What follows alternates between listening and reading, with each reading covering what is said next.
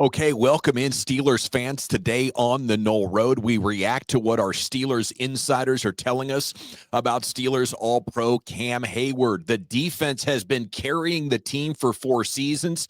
They're being asked to lead the Steelers back into the promised land, and the leaders feeling like they should be compensated for that, putting the Steelers front office in a tough spot going into week 1. What is the best way to respond? Here we go.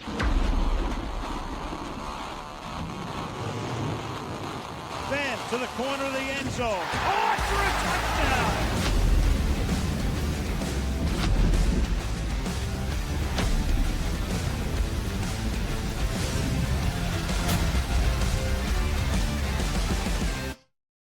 All right, welcome in. I'm Gavin Dawson, 25-year sports radio veteran, and with me, as always, my favorite football Neanderthal, New Bear Lesniewski, all academic SEC at Kentucky. Buddy, how you doing this weekend?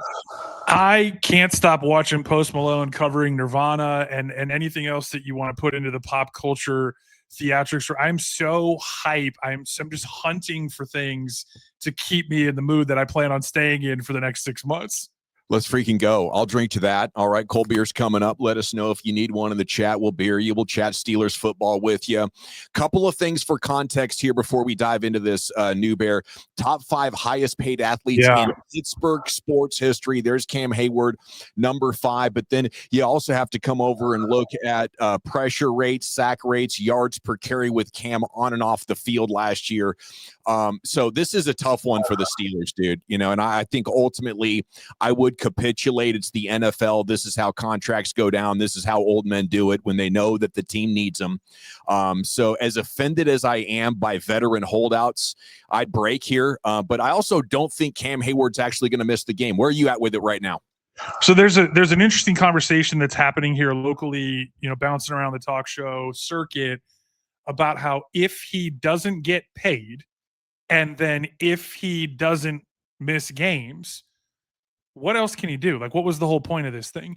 He has put his reputation on the line to the point where you've got not just trolls, but people who cover the team, people who cover the league. People are sick of this shit. And they're talking about his gold jacket legacy being tarnished. So if you don't get the money and you show up and play at 1 o'clock tomorrow, what was the whole point of this thing? Well, you know, I get it. Trying to get money, but not wanting to turn your back on the guys, right? Trying your hardest to walk that line and ultimately saying, I love football. I love the Pittsburgh Steelers, and I want to try to win for these guys.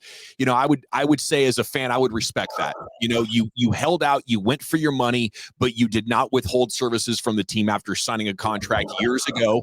You know how I feel about these things. If you don't want to be 35 years old with a crappy contract, well, negotiate a better one when you're 31. Okay. I can tell you if he shows up and they don't add $1 and he shows up, he better give the pregame speech and he better say something to the effect of, I made $150 million on the field. It doesn't even count sponsorship dollars. And I'm going to go prove to everybody that I'm still all pro. I'm going to play till I'm 40. We're about to win 3 Super Bowls in a row, and it starts today. Who's coming with me? Like, he better lean all the way into this thing, because to this point, he's basically recused himself on all fronts. But, you know, just reacting to what our insiders told us about this New Bear, as frustrated as I am with Cam Heyward, I kind of appreciate the perspective and the reporting on it, or at least not the reporting, but the dime dropping that we were the benefactors of for this show. You know, that as much as they're team first and say the right things publicly, there might be some resentment build up, you know, and that is a result of 4 straight years in a row, your offense has not been up to the challenge. You've been good enough to win Super Bowls as far as a defense goes, right? So the organization has benefited tremendously, and now they have all this cap space. They haven't done anything for the offense, right? So if we're not going to build an offense that can get you close to 28, 29 points per game, we're going to be in 24 land probably again at best. I mean, 24, we win the Super Bowl. You think if so? We get to the mid-20s, this team is, whoo, buddy. Yeah, especially because when they start getting into some of that pressure, rock fight type stuff, they have the defense to back it up. Yeah, I mean, the thing about this offense for the past 4 or 5 years, the post-Ben plan, right? There was no plan. The plan was Kenny Pickett and then year to year hope. Like you were hoping that you were talking yourself into hoping that you were talking yourself into believe about the laundry list. And I'm not talking about Duck Hodges and even Mason Rudolph, some of the stuff that happened because of injury, some of the stuff that happened because of just the way seasons go, right? Everyone, the great line is the best ability is availability, right? The healthiest team wins the Super Bowl. I'm not talking about Duck Hodges, but I am talking about Russell Wilson, Justin Fields, Mitchell Trubisky, Kenny Pickett. And those four, for sure, was the franchise, the fan base, trying to talk themselves into relevancy and being good enough to get in and have a non-losing season and then get the break speed off you in the wild card round. You can't go out and sign Aaron Rodgers. You can't go out and move a 2 and put DK Metcalf on the Mount Rushmore of paid wide receivers and stop there. Yeah, I agree, man. So I want the money to be spent at tackle, maybe at running back, definitely a second wide receiver, maybe a third wide receiver. If we want to be honest, like you're only as good as your third best wide receiver is a great quote from Troy Aikman. And I only feel really good about one Steelers wide receiver. Now we can talk maybe more about the tight ends and Jonnu Smith and what he's capable of doing in our Steelers Jets preview that we're going to, be working on for game day. But, to your point, I don't think you can bring in Aaron Rodgers and not have Cam Heyward on the team. So how do you approach that? Do you say we need to stand on our principle? We just renegotiated with him last year. Or do you say we can't have Aaron Rodgers in this shot and then have it kind of unravel on us because we're letting, an all-pro hold out? I did really like what Chris Halleck wrote about this, that maybe an incentive-laden extension is the right compromise to find here. But Heyward was asked about that this week and said they have not brought that up.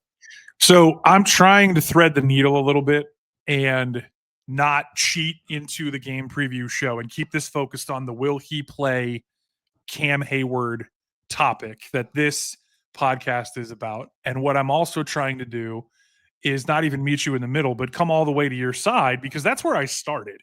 I started with, you have all this money. You have Artie Smith's offense and Jonnu Smith and all the things you just said. Roman Wilson season, let's find out about the kid. And then you go, but wait a minute. They're not paying anybody else on offense. So they have the money. If you're not going to spend it on a Tyreek Hill, if you didn't spend it on a Terry McLaurin, then you almost have to give a chunk of that pie to Cam Heyward, because otherwise you're just hanging on to money for no reason. Yeah, I mean, don't you have empathy for the idea that defense is leading the team, so they should be taken care of? It's not even empathy. It's a fact. You're spitting facts. Yeah. And that's how they've been. I mean, really, since the end of when Ben's elbow snapped. Yes, everything changed, because before that it was Ben Roethlisberger 5K. Ben Roethlisberger, is going to lead the league even without AB, even post AB, and really even in the Matt Canada experience in the fourth quarter when he just said, bleep it, I'm calling my own plays in the 2-minute drill. Like, he still had that gunslinger in him, right? Maybe not 5K, maybe not fantasy counting stats, but Kenny Pickett, Russ, Mitchell, and everybody else you want to throw in there, even Mason on the heater that he went on to get him into the playoffs, it was still a controlled environment. And that environment is designed to be controlled by a guy who would punt on third down if that gave him a better chance of getting a turnover, because for half a decade, we've believed that the defense has almost as good of a chance of scoring as the offense. Yeah, I mean, it is such a difficult spot to be in. I don't disagree with how the Steelers have approached this so far, but I would just say my final point, that my final line that I'm drawing in the stand as a Steelers organization is, guys, I'm saying this privately, but now is not the season to hold strong on this principle. We got maybe one shot at this. So if Heyward does not play week 1 and we see the effects and the Jets run for 250 yards on us, we're giving him that bag on Monday, or we're getting to the negotiation table. Now, if we show up and Y.A. Black has 3 TFLs and 2 pass bat downs there at the line of scrimmage, then maybe it is. I don't know who the bigger risk is going into week one and who has more leverage to win or lose. What do you think? Well, Cam's leverage comes from Derek Harmon being hurt, because I feel like if Harmon was hurt, there would be more harmony, all pun intended, within this team. Because right now Cam is looking at this saying, you're talking about Isaiah Loudermilk running with the ones?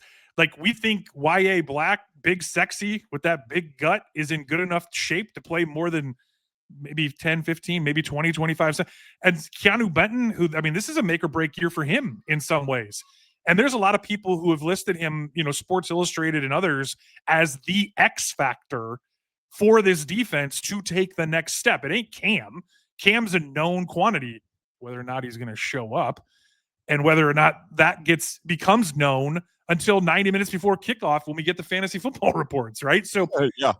This thing that's really interesting from a leverage perspective is there is none left for Cam except he's betting on Harmon maybe even being out more than 1 week, and you guys go have fun with Isaiah Loudermilk, Keanu Benton, and a couple of guys whose names that not even Steelers Nation knows how to pronounce. Yeah, and Black's still third on the depth chart, so maybe I'm putting the cart before the horse there a little bit with him, but I'm excited about his future.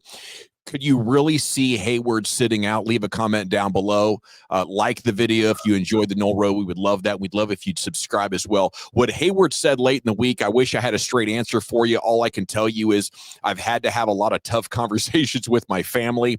Says not a lot of players have gotten incentives over here. A lot of it is stemmed from just quarterbacks. There's different ways to handle the situation. I'm all for proving it. I'm not running away from it. My career has always been about proving it.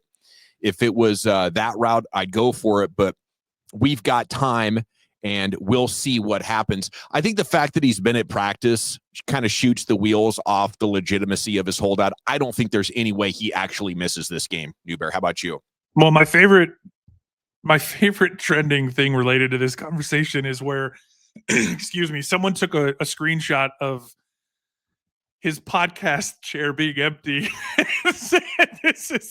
This is Cam no showing his scheduled podcast in solidarity for his playing strike. And I thought that was just great, kind of capturing the tone, the tenor of the moment. And fundamentally, elementally, when you come back to it, this is about his teammates and this is about the team. And we're about, I don't know, 18 hours away from finding out which side of the line he's willing to stand on business for.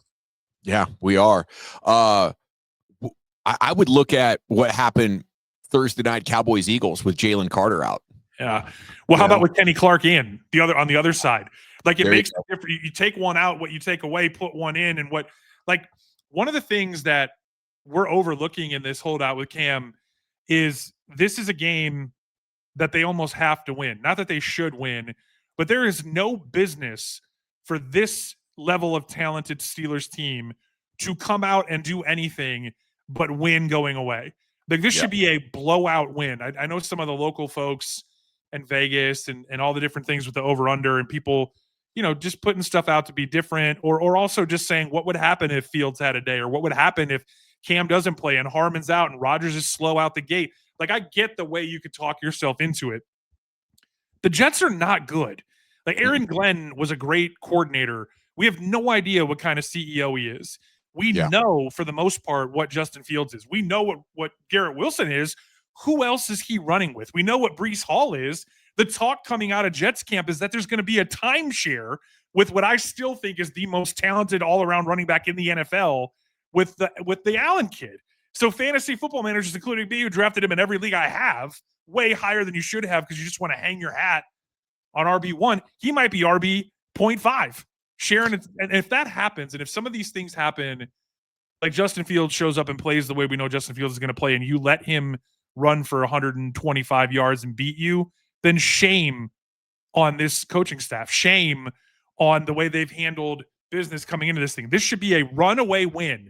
And all we should be talking about is all the things that are going to add up to that. And the thing that makes me mad, the thing that makes me want to go against Cam is that he is on the side and has been all summer of getting in the way of that.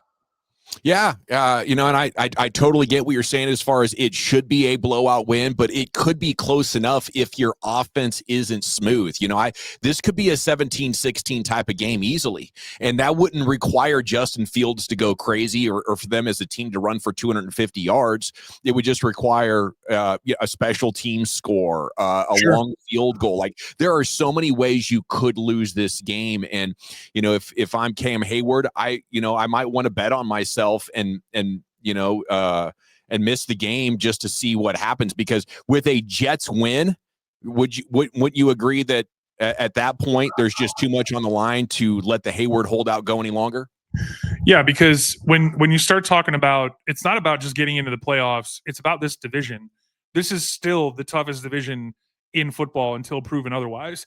And it should be the best this year when you look at what Baltimore has. I mean, that is a loaded roster. When you look at what this team has, Super Bowl or bust, particularly if they ultimately do make a move for wide receiver 2, or if Roman Wilson becomes the prince that was promised.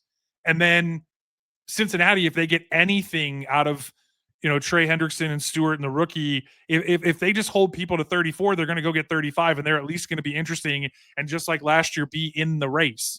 So you're going to be in this division fighting to have potentially 3 teams make the playoffs, but you might by attrition, if Joe Flacco has a burner on the way out, that where you lose a game in the snow to Cleveland like you did last year, where if you don't win the division, you don't get into the playoffs. Yeah, and this season could get real spicy real quick if something crazy happened against the Jets. You get Seattle the next week, really good defense. And then who knows what the Patriots are going to be in New England week 3. The Vikings, very, very good defense. I don't want to step on you, but I have to, because I said I was trying to, but here we are. We're doing it. We're seeping into the preview. We gotta give the people what we promised them, which was, will he play, and all the things related to Cam Newton, right? And Cam, I keep saying Cam Newton because he's been trending for all the wrong reasons. And I just, oh my God, you want to talk about things you're excited for? What else?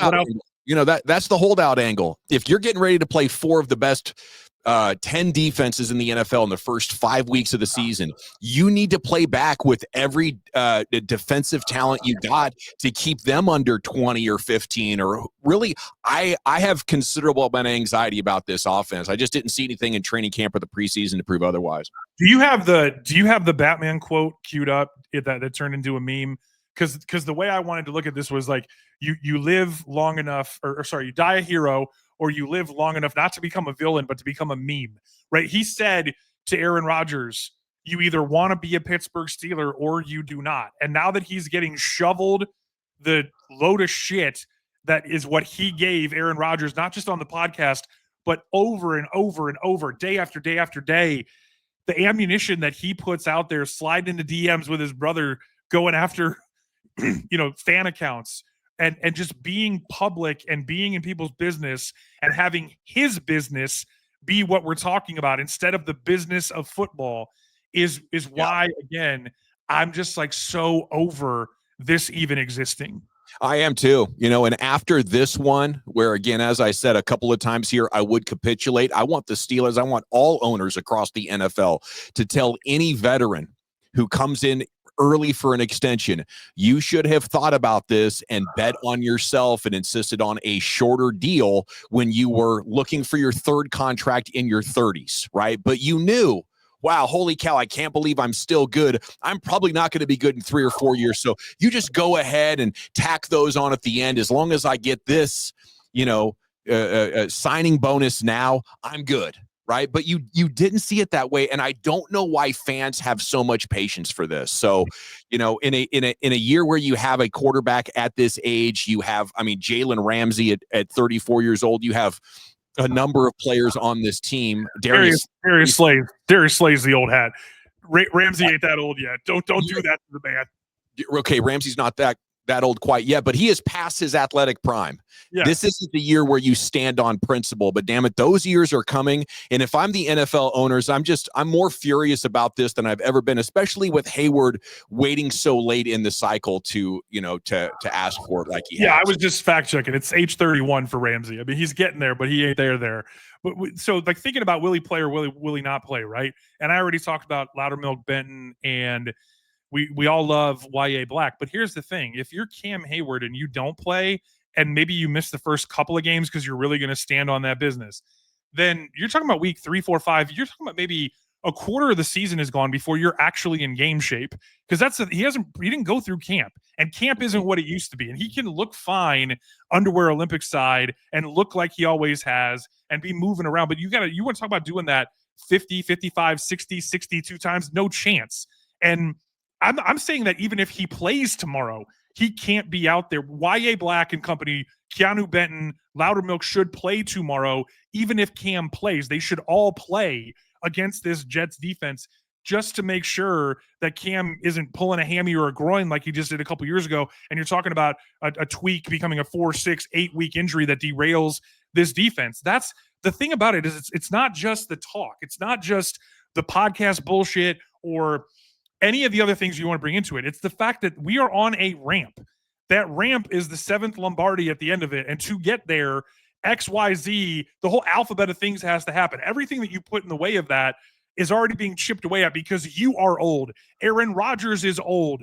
Roman Wilson hasn't even played yet, etc. at all, right? Like, yeah, you can't bleep around, and everything that you do puts you one step closer to, but it's exponential, right? Because if the injury percentage is like 33% because you're 36 years old and you have an injury history, it doubles if you start taking chances, taking risks with the way you prepare, and then ultimately with the way that you try to overcompensate when you do play. Yeah, I mean, this is not the time to be pulling this kind of crap. I would be livid if I was the Rooney family. If you guys need an amazing sports book for the 2025 NFL season, look no further than Bet Online. Fastest payouts guaranteed, A+ rating review.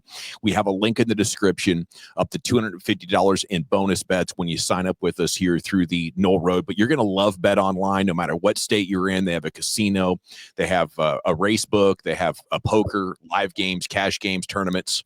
So I hope to see you over there soon, especially if you need a way to get down on the NFL here during this season. Okay, we'll be back very soon with the Steelers-Jets preview, so look out for the upload there. Maybe hit the bell button so you do not miss when we upload or go live. Maybe like and sub on your way out. Till next time, we'll see you on the Noll Road.